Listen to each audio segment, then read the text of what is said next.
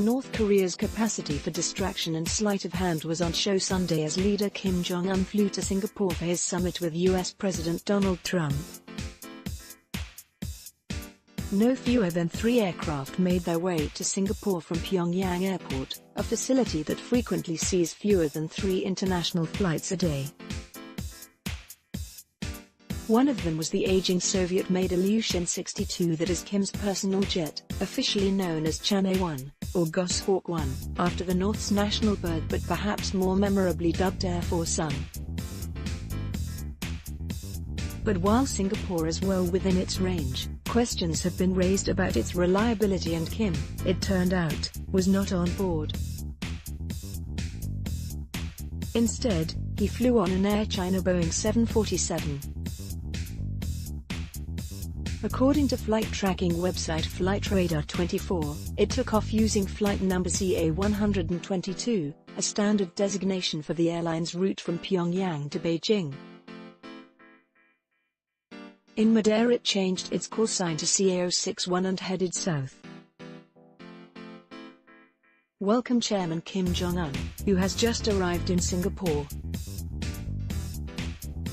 pic.twitter.com/ZLK4UE, Vivian Balakrishnan, at Vivian Bala, June 10, 2018 in Singapore. Its high-profile passenger was met by Foreign Minister Vivian Balakrishnan, who tweeted a picture of himself shaking hands with Kim, who wore a dark lapel-less suit.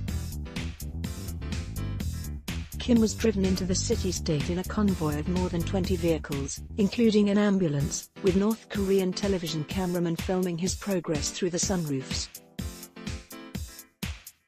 Hundreds of Singaporeans lined the streets to capture images of their own of his black Mercedes-Benz stretch limousine with tinted windows, not normally allowed in Singapore, even for the country's Prime Minister. Reporters and photographers packed the pavements outside the St. Regis Hotel where Kim was to stay. Cars had been hung over the driveway and hotel security brought out additional potted plants to obstruct the view of the lobby. Aside from 3 official photographs released by the Singapore government, there had been no public sighting of Kim nearly 2 hours after he landed.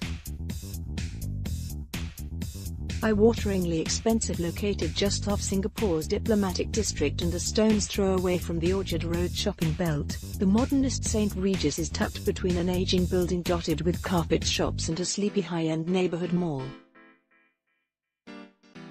Rooms at the establishment start at 320 Singapore dollars a night. On the 20th floor, the ostentatiously opulent 335-square-meter presidential suite, where Kim was believed likely to stay, features a Marc Chagall artwork and a white baby grand piano. Its rooms are lined with gold, and accented with precious metals like brass, onyx and silver, the hotel says on its website. It does not give prices, but the list price of a similar facility in New York is $35,000 a night. Who'll pick up the bill for the North Korean stay has been the subject of much speculation.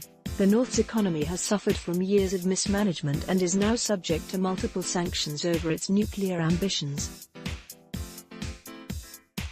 Pyongyang has a history of trying to have others pay for its travel. Seoul paid for its delegates to this year's Winter Olympics in the south. A Seoul presidential spokesman said it was not considering it at all at the moment, while the US has insisted it will not foot the bill, and is not asking anyone else to do so. Singaporean Prime Minister Lee Hsien Loong said Sunday his government was spending around 20 million Singapore dollars to host the summit, around half of it on security. It's a cost that we are willing to pay. It's our contribution to an international endeavor which is in our profound interests, he said. He did not mention the North Koreans' hotel bill.